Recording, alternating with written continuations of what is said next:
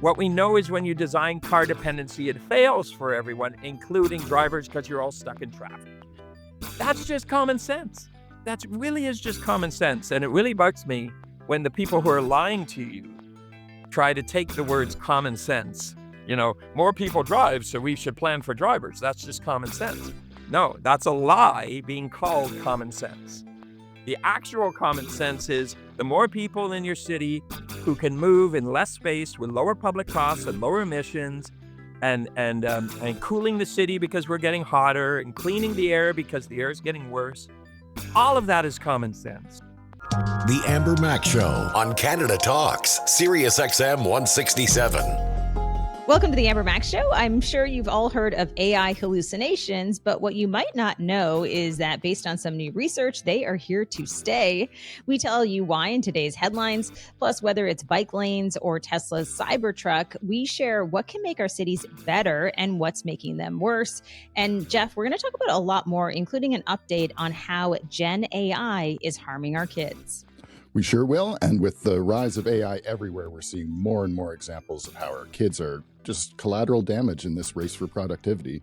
We'll talk about that in a few minutes. But first, let's dive into one of the companies making things worse in this week's tech headlines.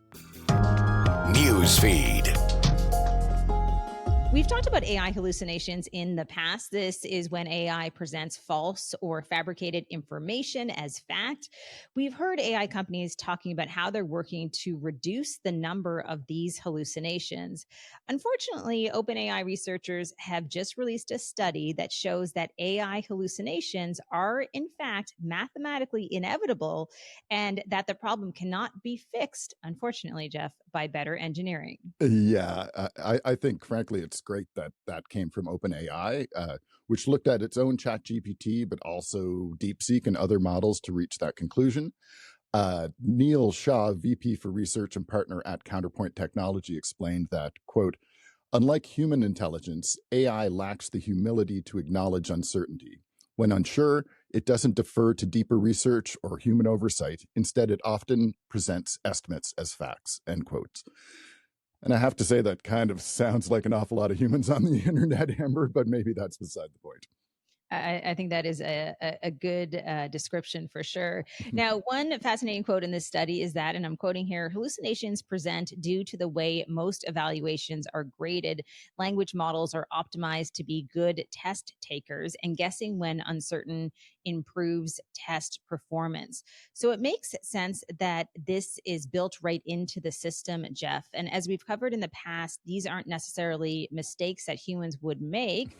Like when the study asked different AIs how many D's there are in the word DeepSeek, and they returned answers that range from 1, which of course is the correct answer, all the way up to 7, which would have every letter in the word DeepSeek being D except for 1. Yeah, that is pretty crazy. Despite these obvious shortcomings, AI is definitely making its way into more and more places, with the European country of Albania recently breaking totally new ground by appointing an AI chatbot as an official member of the government's cabinet to deal with public tenders. And the Albanian prime minister said that the bot would make sure that, quote, public tenders will be 100% free of corruption. Yes, perhaps not intentional corruption, but as we just spoke about, it'll definitely have some hallucinations that normal people wouldn't typically be subject to. We're going to keep our eye on that story, which I saw, and it just is so bizarre. But speaking of AI in professional situations, it looks like LinkedIn is going to be training its AI on our profile information and posts. I just got a notification about this in my account. Yeah, so did I, and it's worth clicking on. This had already started in the United States, but it's just now expanded to Canada, the UK, parts of the European Union, and Hong Kong. So you might want to head over to your LinkedIn data privacy settings, go to the Data for Generative AI Improvement section, and turn off the Use My Data for Training Content Creation AI models. Because I just don't really see what value we're getting out of that from a user perspective, and we just don't need to be sharing everything with everyone who asks all the time. I never understand why these companies don't turn these things off by default, right? And then if you want to share, then you could turn them on. But it's up to the user always to go in and actually take that extra step. At least it's relatively easy to do in this sense. I mean, they've made it pretty transparent. That is not always the case in terms of how some of these tech companies operate.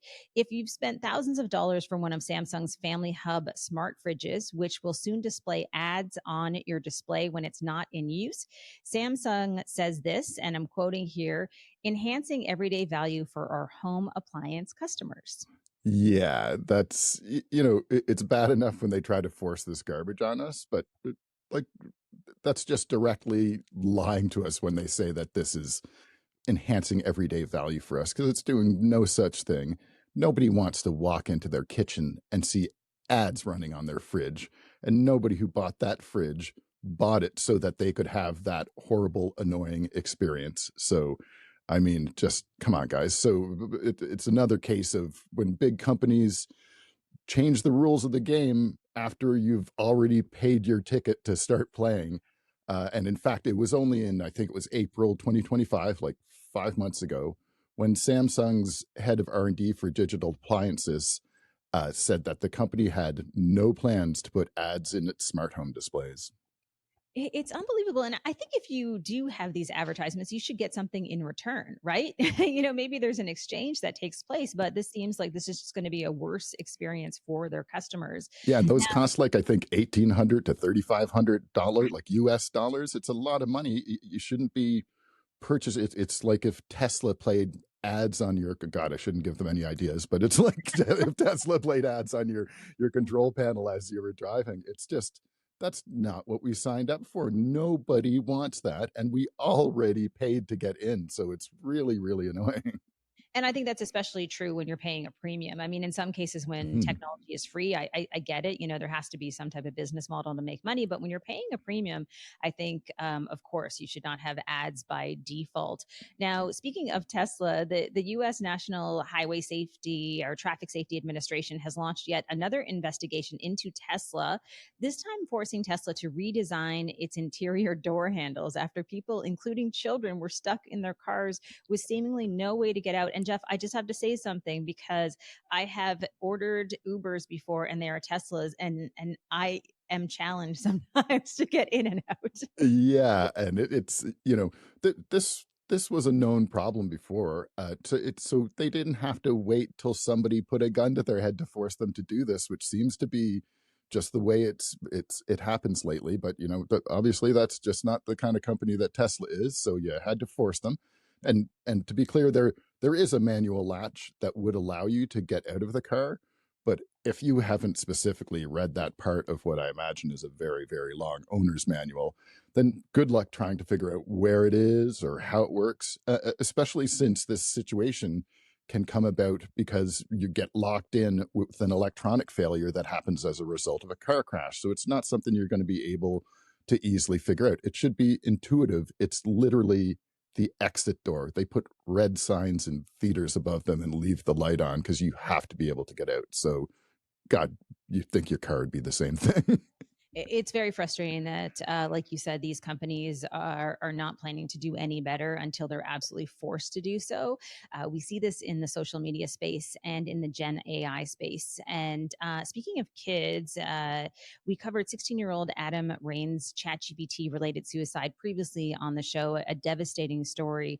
And last week, the U.S. Senate Judiciary Committee on Crime and Counterterrorism had 3 parents testify who feel that generative AI is responsible for their children's suicides or near suicides.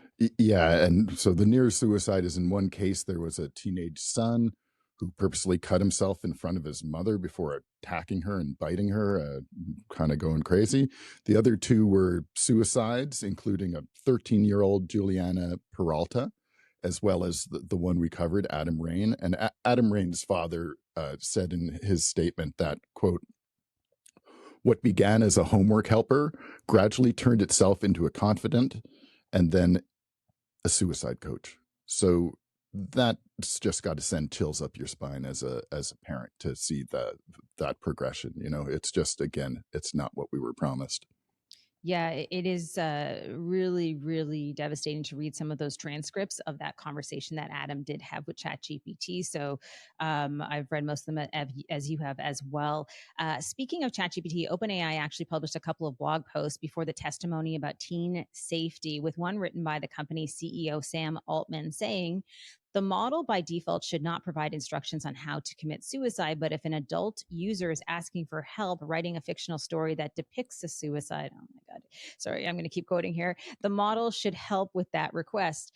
That is just so unbelievably tone deaf, trying to really make excuses for why the chatbot does this, especially since they've shown that they can't reliably implement any type of age verification. Yeah, and I covered that in the other Mac segment, how age verification can work and why the good and bad parts about it. But the reality is that they haven't implemented it in any way. I think the way they were talking about implementing it is having AI estimate your age somehow, and it's not reliable. So to say, oh, we care so much about our products leading to the deaths of little children that we're going to, maybe see if we could get them to admit they're little children before that. If not, it's fine. So it also, strangely enough, it ignores the fact that you don't want to have that conversation about suicide with adults any more than with kids, right? You don't stop having these issues just because you turned 18 years old.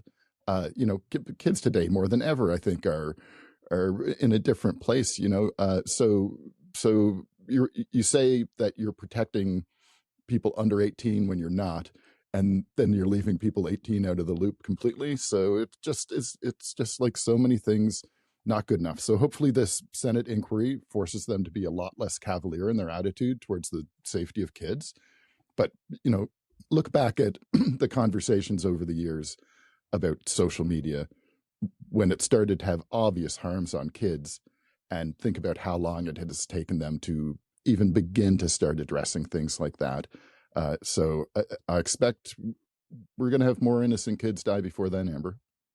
Yeah, and listen, like you said, it's not just kids, right? I mean, this is advice that you don't want to get into the hands really of anyone.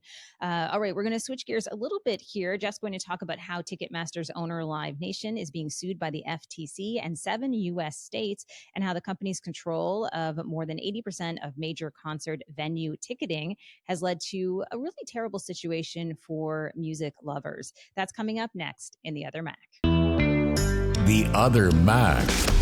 The U.S. Federal Trade Commission has announced that it's suing Ticketmaster, claiming that the company used, I quote, deceptive pricing tactics and earned hundreds of millions selling tickets acquired illegally by brokers, costing consumers billions of dollars in inflated prices and additional fees.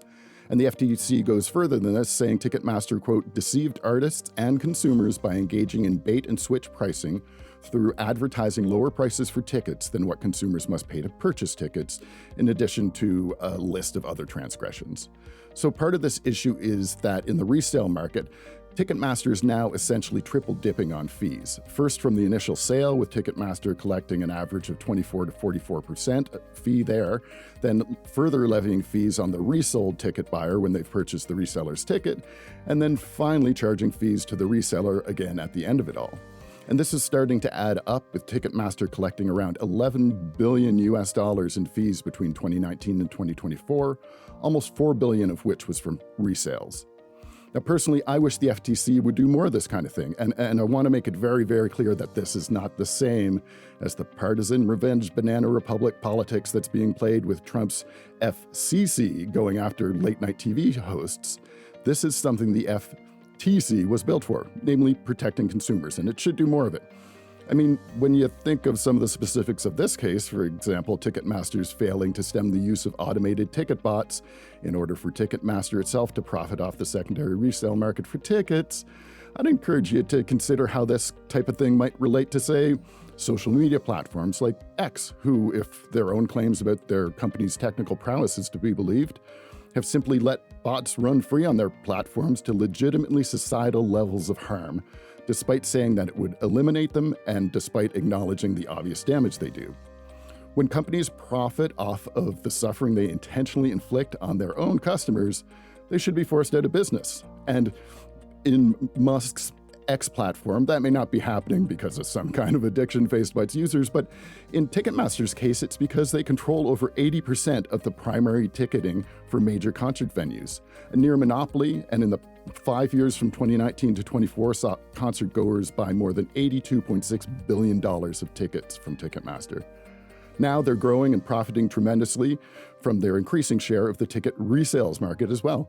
And in part, they're doing it by failing to enforce their very own purchase limits so that they can make more money off resales while their customers suffer. So here's hoping that the powers that be can start dealing with this kind of abusive, monopolistic behavior appropriately. Because frankly, it's hard enough to be a consumer these days. I'm the other Mac. The Amber Mac Show on Canada Talks, Sirius XM 167. Brent Toderian is a leading national and global thought leader on better cities and an acclaimed award-winning practitioner with more than 30 years of unique experience in city planning, transportation, urban design, and complex urban change management. Amber spoke with him about everything from bike lanes to Tesla's Cybertruck. Here's their conversation. Brent, thank you so much for joining me. My pleasure. I am really looking forward to speaking with you because I think most people who listen to this show live in cities, and I think most people want their cities to be better. That's probably a fair statement. And yet, in some cities across the country, I think we're having conversations that maybe aren't rooted in research and data. So I figured you were the perfect person to talk to. That was very diplomatic. Okay. The first thing I wanted to ask you about is this anti-cycling narrative that we're hearing online, particularly in the city where I live in Toronto, because it has always been my assumption that we want more people cycling. It makes sense for a whole lot of reasons. And yet we're having these debates today about ripping out bike lanes, which looks like it may happen, and a lot of hate and sort of distrust towards the cycling community, which is a bizarre place to be. What's going on here? Well, even calling it the cycling community kind of makes me cringe a bit because it's sort of us versus them, which is exactly what they're trying to do. Let's be really clear. There are some folks out there that might just have it wrong, not understand the concept of geometry in cities, that the more space we take, the less people can move, especially as our population is growing. All the other implications about how we get around, there might just be some folks who just don't get it yet. But there are a lot of people who are lying about it. And I'm not a conspiracy theorist. I'm someone who's worked directly and been in decision-making rooms for over 33 years. And I can tell you definitively that there are politicians out there that have been told by their advisors that this is an effective wedge issue. It's a small percent of the public that actually thinks we should get rid of bike lanes, but they're the type that tend to base their vote on that action. So it's a very effective political strategy. They are lying. They are deliberately misinforming, and most of them actually know it. And so I get tired of being asked to sort of rebut the lies as if it's a good faith argument or a debate between opinion versus opinion, when it is really a debate about between evidence and deliberate misinformation. That's exactly what it is. So you apply that reality to the bike lane debate. You can call them cyclists. You can sort of uh, create a divisive kind of feeling. There's even studies that have shown that people, when they're in their vehicles, look at cyclists as somewhat less than human. I just said it. I just said cyclists. People on bikes are seen as less than human. It is an effective psychological and political strategy, but it is incredibly irresponsible. It leads to people dying. It leads to cities getting worse and less successful for everyone, including drivers. So it doesn't just need to be rebutted. It needs to be called out for what it is, which is deliberate political lies. And by the way, media lies too, because media folks have realized, boy, it gets good clicks. So, what I say is if you hear anyone talking about the war on the car, which is a term invented by the infamous, or term created by the infamous, this passed away mayor of Toronto, Rob Ford, if they're using that language, that they're lying to you. that they're trying to make you feel attacked by by the people who are just making other choices, and frankly, choices that are actually helping you because there are fewer people in cars in front of you. That's just geometry. It's either politicians trying to trick you into voting for them or media trying to trick you into clicking. That's just the truth. So you mentioned the word evidence, and I would love to dive into that piece of it because I've been following you for a really long time. Let's talk about some of that evidence. Let's talk about cities where there are lots of people who bike. I'm going to stop calling it the cycling community. What's happening in those cities? Well, there are cities where riding bikes is a very high percentage of the mode share. In other words, the percent of all trips in the city by each type of mode. But, you know, I almost don't want to talk about those because those are the Amsterdams and the Utrechts and more recently the Parises. And they are very inspiring about a city like Paris is very inspiring about how fast it's been transforming its transportation infrastructure. It's not succeeding because it's an old city, it's succeeding because of new leadership. But in North America, there's often that whole, "Oh, well, yeah, but we're not Amsterdam. Doesn't this guy understand that we're not Amsterdam?" Yeah, I get it. We're not Amsterdam. But we could be a lot smarter at what we do. And that's why I like cities that are doing it that are a bit counterintuitive. When Calgary built did the smartest central area bike lane pilot and got a unanimous vote of council based on evidence that put in place their permanent bike lane. And then Edmonton, the other big Alberta city, I joke that the Battle of Alberta isn't just about hockey, it's about political credit. When they saw Calgary getting attention, they just went ahead and did the same or similar kind of bike network based on Calgary's success without a pilot. And I say, you can be inspired by Amsterdam, you can be inspired by Paris, I can flood you with stats and evidence, but what I say is when two Alberta cities know enough to do this, what's your excuse? Yeah, I mean, it's a really good point. I probably asked this question a little bit selfishly because I have a 16-year-old son and he likes to bike. We all like to bike. And yet I'm fearful of him biking on some of our streets in Toronto and even more so now, thinking that some of the bike lanes may be ripped out. So, I think this affects the quality of life in our cities. And that's the piece to me that seems like it's missing from these conversations. Mm. Well, that's because the deliberate tactic is to create an us versus them. When the truth is, and listen, I'm not a bike activist. Our family rides our bikes sometimes, but we walk and take public transit much more often than that. I'm not trying to pl- be part of this culture war that they are trying to create. I'm an expert on cities that is evidence and that is evidence based. And the simple fact is this: if you understand all the goals we have for our cities, how to accommodate more people with less public costs and less space and lower emissions and fewer greenhouse gas emissions, particularly, better public health, more equity, more choice, more freedom, every definition of success I can talk about, shifting trips away from cars, from a straight geometry, and through more choice, not forcing anybody, but just providing more choice, more freedom. How can that be a bad thing? And the evidence shows that when you do that, it works better for everyone, including drivers, because they're trying to say that when you give anything to any of these other groups of folks trying to get around in any other ways, it's somehow hurting drivers. You're taking something away from the majority. That's just bad math. That's just bad sense of geometry.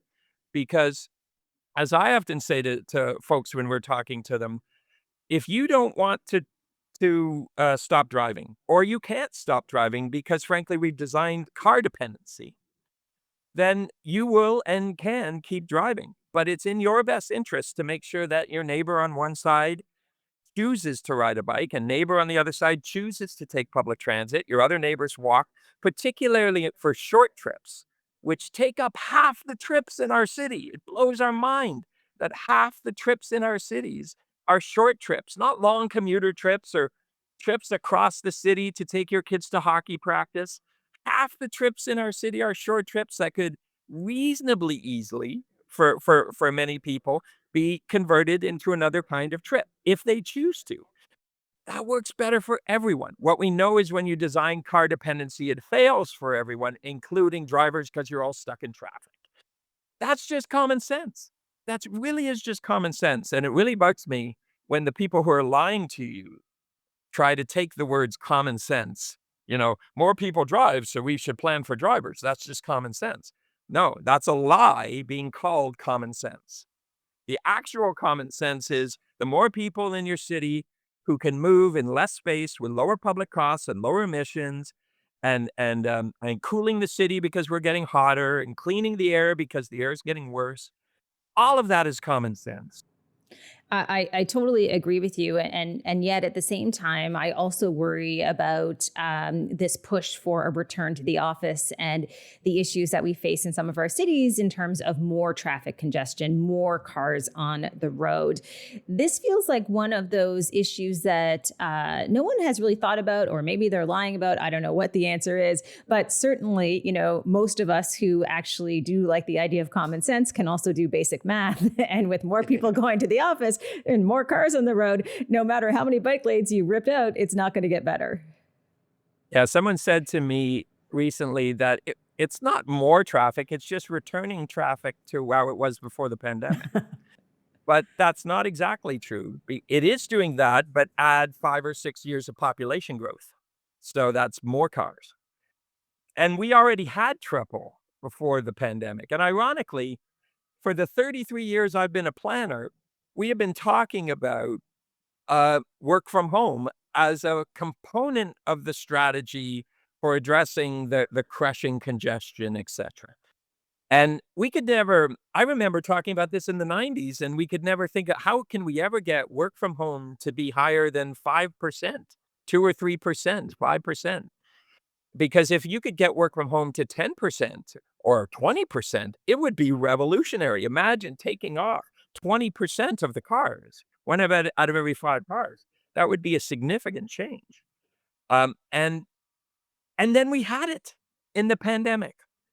If there's a silver lining to a horrible thing, and I'm not flippant about saying that, my dad died of COVID during the pandemic. I'm sorry. So there's no real good that came out of it. But if there is a silver lining that came out of it, it's suddenly we all got good at the technology, the culture, realizing we didn't have to take so many physical trips. We could do things virtually. If anything, there might have been of an overshoot. The idea that suddenly everything could be virtual. But instead of coming back after the pandemic and finding a new equilibrium that embraced the idea of work from home being part of a strategy, you've got business owners or business runners just unilaterally making decisions saying, we want you back to 4 days right away, and next year, 5 days a week, because we're not convinced your efficiency is good, even though studies suggest your efficiency is still pretty good. It probably depends on the nature of the position.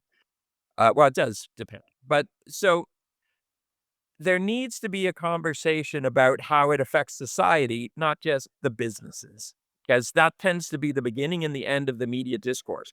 How does it affect efficiency? As if all we are cogs in a machine instead of people trying to operate a society in a way that works well. I think those of us too who do follow data and evidence-based decision making, there's a ripple effect to a lot of these choices. Not to get totally off track, but I was just a few minutes ago listening to a news report that said with this return to the office, what's happening is there's a real discrepancy between wages for men and women, because a lot of women have chosen not to go back to the office and they're taking jobs that actually pay less. So we're seeing the past couple of years that women are earning less because of decisions like this. So there's a ripple effect to some of these decisions that haven't been thought out. And yet, like you say, I don't think we've ever had more data or people who have expertise talking about these issues. Well, I'll see your ripple effect and raise you. So people, especially women, but not just women, are making choices to work from home and take less pay. So that affects gender parity, etc. and that needs to be part of the conversation. But you're also, at the time when you were moving towards work from home almost too much, there was the risk that companies were essentially making public all of their operating costs. Instead of having to pay for office space, let just everybody work from their home. We get to save office space money, but maybe all the costs and consequences of this become part of the public realm and addressed through taxes. That's a ripple effect. I was trying to force the conversation toward in the context of the pandemic. We need to think these things through.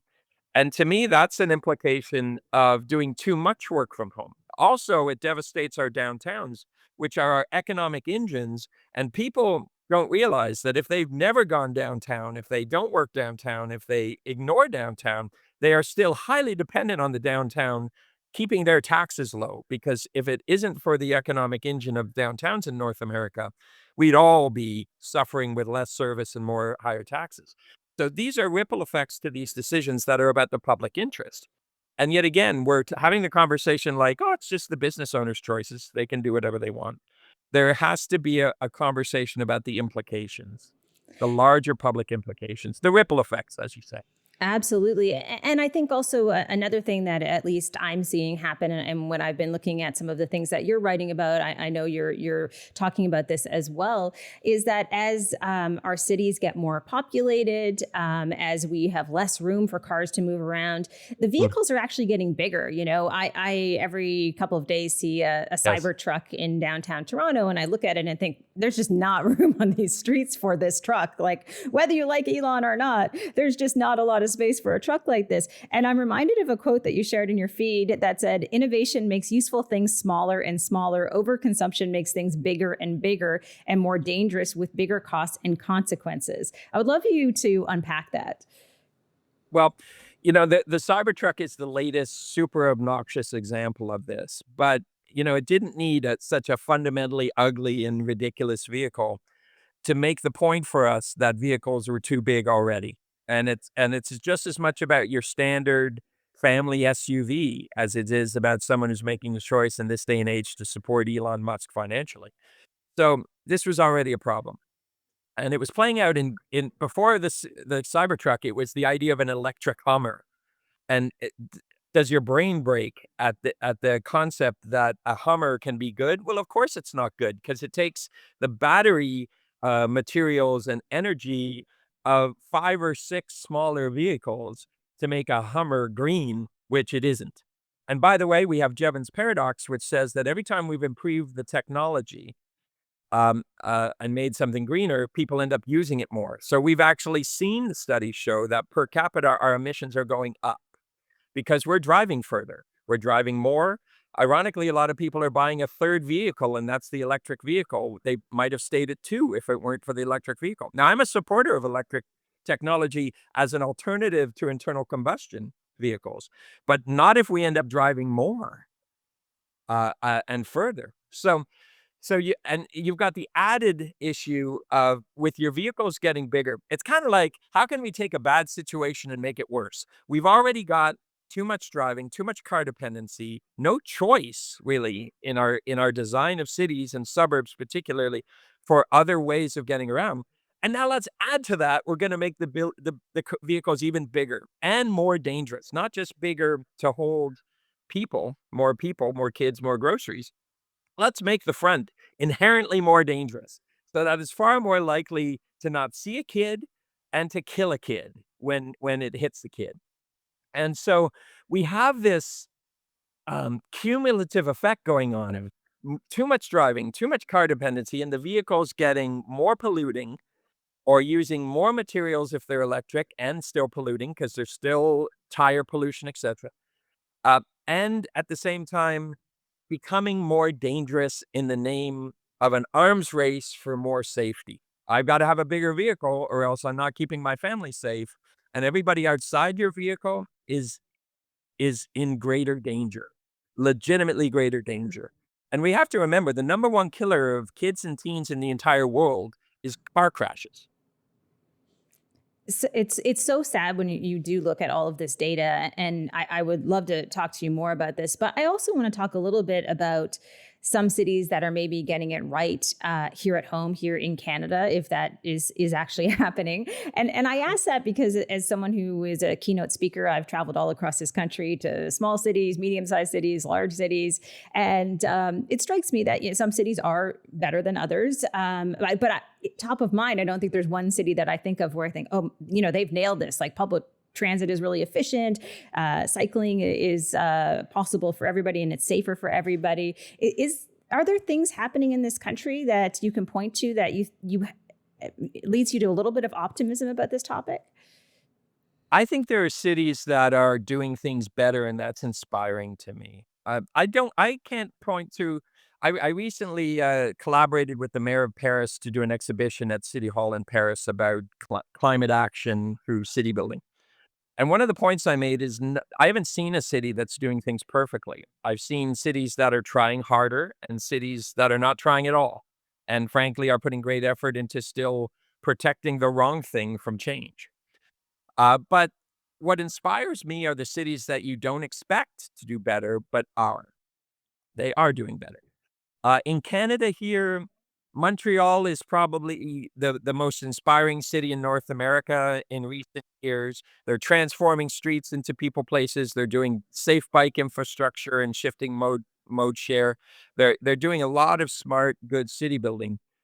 Edmonton has been getting a lot of attention, not because the city is a perfect city, but because the planning system, the planning department, the leaders are doing bold things that you think, wow, I can't believe Edmonton is doing that. They were the first major Canadian city, major North American city to get rid of parking minimums and let that the answer for parking not be determined by an excessively high parking regulation at City Hall.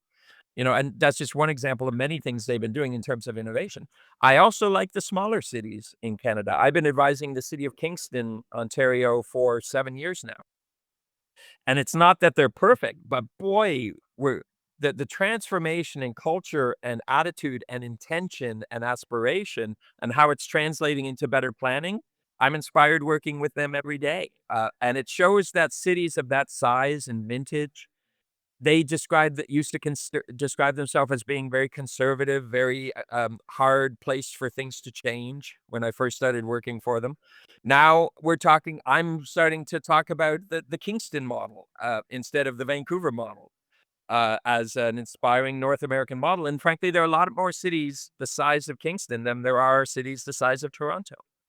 So I see inspiration everywhere I look, not because they're nailing it, but I like the cities that are trying to punch above their weight, that are not afraid to work harder, not window dressing.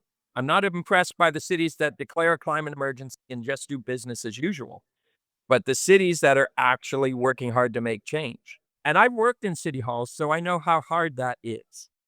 You can't do it on a dime, but you can do it a lot faster than any of us have given us the excuse to accept. Thanks, Brent and Amber. Speaking of making things better, coming up next, we talk to an expert about how technology and AI can save and improve lives in hospitals and beyond. You're listening to The Amber Mac Show on Canada Talks, Sirius XM 167. Rosalie Wyonch is an Associate Director of Research at the Howe Institute, where she leads both the Health Policy Research Initiative and the Small and Medium-Sized Business Growth Working Group. Amber spoke with Rosalie about how technology can help build a world-class healthcare system in Canada. Rosalie, thank you so much for joining me. Happy to be here. Your research at Howe shows that Canada is really struggling to adopt innovation in hospitals. What do you think it is that's holding us back? Well, partly, maybe I'll say I went into doing that research because everybody involved in the system does want innovation to happen. They do want to improve care outcomes for patients. They do want things to be more efficient, but they all struggle and they say it doesn't happen. They run into barriers. And so I took a look at the systemic architecture where everyone's trying to make that change. And what we find is that there are so many decision makers, different institutional players with all different incentives that basically the system reinforces the status quo really strongly. And so all innovation for our hospital system kind of depends on individual champions, be that the hospital leaders, clinicians that want better for their patients. It really takes individual drive for people to innovate, and they come up against a lot of challenges. So really what my research suggests is that we need to reorient various aspects of the system to support those champions instead of putting up walls, because everyone that's working in the system truly does want to make it better. Maybe just a quick follow-up there. How can that be achieved in terms of that systemic change? Because that is a bigger challenge. I could go on about it probably for a couple hours, but off the top, I would say that it's about alignment of incentives and integration of different care. So we need some reason for community care to cooperate with hospitals. We need people to have access to primary care physicians so they don't end up in the ER. And, if we could take maybe the load off of the hospitals, that opens up their capacity. Because right at the moment, the biggest challenge they are facing is just a sheer lack of capacity. They don't have enough beds. If people are stacking up in the ER, that doesn't really leave any time, energy, or money to think about how you could improve care or what's next. It's really about dealing with the crisis that's happening right now. And so I think it's really about addressing community care so that we can take that pressure off hospitals so that they can then, start to have the resources and capacity to make those changes. Let's talk a little bit further about that crisis that we are facing right now in hospitals. There's a term that is new to me, which is the ALC crisis. The alternate level care patients are occupying more hospital beds, and this is having an impact on the capacity of our hospitals. How big of a problem is this? Alternate level care patients are people that, they do need healthcare, but they would be better served outside of hospitals.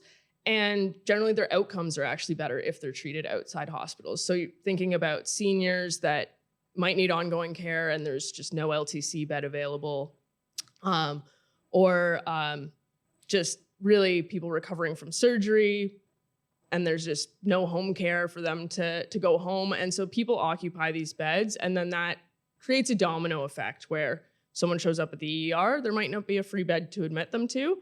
And the size of the problem is substantial. ALC bed days take up more capacity than all of the top 10 surgeries combined in the country. And it's about 1 in 5 days, a little bit less or a little bit more, depending on what province. But fully a large chunk is dedicated towards caring for people that shouldn't be in the hospital and actually would likely rather be elsewhere. And this is really the worst outcome. It's the worst outcome for the hospital, it's the worst outcome for the patient, and it's the worst outcome for taxpayer dollars because the hospital is the most expensive place for them to be. So really it's a no-win situation, and I consider it the biggest challenge that our hospitals face. Just to echo that, I mean, it does seem like it is a massive challenge, one that's going to be a little bit more difficult to solve. But one of the areas where I think we have the biggest opportunity is with our health records. And this always kind of blows me away because in this digital age, it's still not easy for Canadians to access health records. And it is different in every province. So I do want to say that, but certainly as someone who's here in Ontario, in some cases you have access to health records, but in my birthplace of Prince Edward Island, they're still dealing with a lot of paper and faxing. And so it feels like this is low-hanging fruit. Why is this such a big problem in this age of technology where all of this could be easily streamlined? I would totally agree. If we had integrated data between care providers, it would make things so much easier for physicians as well. Patients wouldn't have to repeat their medical histories. All of this would save time, administrative work. And also I would point out that it's incredibly important for Indigenous communities and Northern communities, especially the territories, where those patients get flown to other provinces, but we might not have the mechanisms to share digital records, even amongst their care providers, let alone the patient themselves having access. And so I think partly it empowers patients to be able to have access to that information. They feel more able to, like, to manage their own care.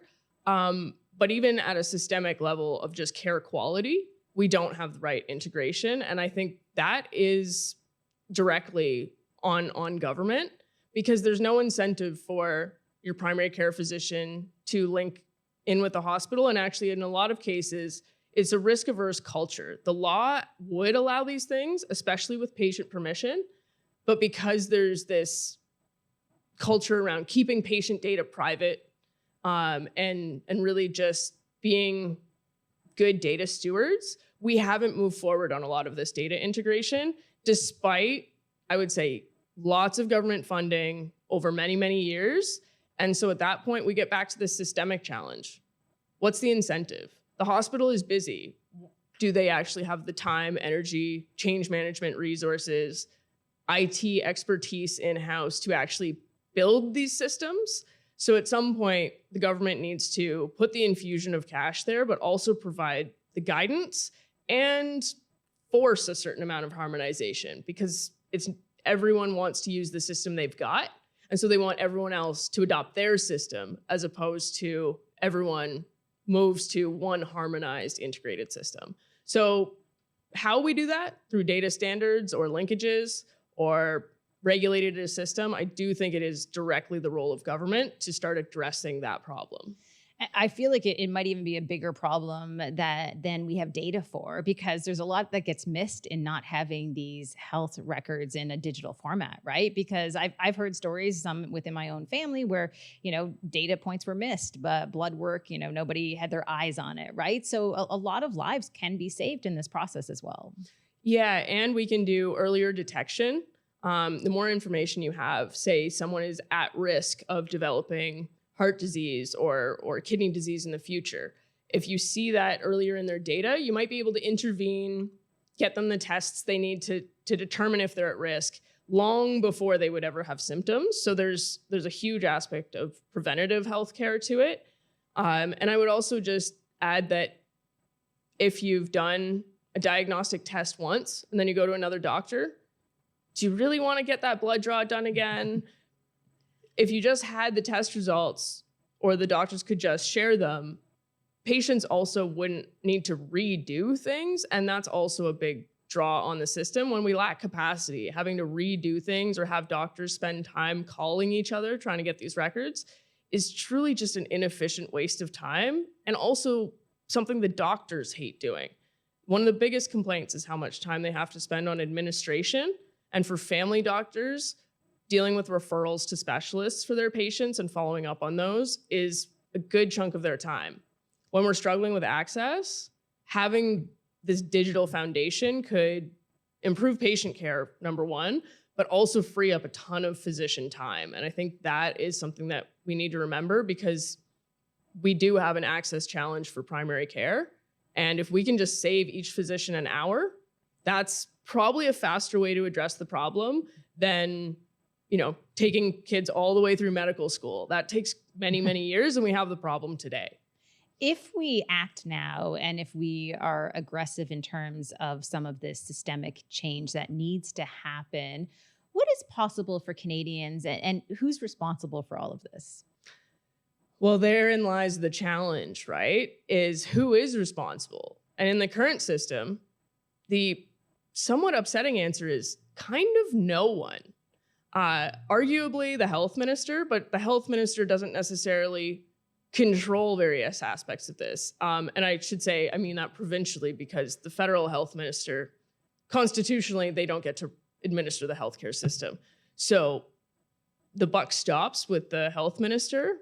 But when you really think about what their job is, there's delivery on existing programs. Most of the budget is already spent. And they have to sort of manage the problems as they arise and might want to do new programs. So their job isn't directly improving the existing system for patients. Is it the hospital CEOs? They have to keep the hospital solvent and running, and that's a full-time job. On and on and on. You could go through each of the different institutional players, and essentially nobody has a direct incentive to improve care for patients. The fact that care has improved at all, actually, I think is a testament to the champions in the healthcare system, because from a systemic perspective, there's very little that actually supports change or improvement or doing things, particularly doing things that don't fit in the current pathways or the current ways of evaluating things. I think we might be able to go further if at the government level, at the provincial government level, we had someone that was their job. Their entire job was to improve things for patients. And until that exists, I think these systemic conversations about change will always be a bit of an afterthought. We can't let perfect be the enemy of the good, but whatever is the most urgent is the most important. And that's not necessarily true, but everything in healthcare is urgent and everything is important. So if it's something that's second order, we just never get to it. And so I think we need to build that capacity, and we need to empower those leaders, because it's possible. We can all see it, and we could all have a better system. It could be cheaper, more convenient to access. All of this is very much possible, but no one has the incentive or the sustained resource capacity to actually do it. And so that's where the government comes in. Certainly, we're only scraping the surface on this topic. It is a big one. For people who are interested in reading more about your research at CD Howe, where's the best place for them to go? Well, I mean, please come to our website, cdhowe.org, and follow us, our YouTube channels, our social media. We've got it out there. I mean, we are a bunch of economics nerds at the end of the day, but we do actually, put it out there, and we're on social media as well. But the core content, those 30-page technical papers, they're on our website, or, email me. I'm happy to send it over. Excellent. Thank you so much, Rosalie. Thanks, Rosalie and Amber, and thanks to the CD Howe Institute for supporting this segment on the Amber Mac Show podcast. That's all for today's episode. Coming up next week, we'll discuss how tech transparency can keep our kids safer online. And remember, you can find video versions of our headlines, The Other Mac, and interviews over on YouTube at Amber Mac. Thank you so much for joining us today and listening to the show. Stay safe out there. You're listening to The Amber Mac Show on Canada Talks, Sirius XM 167.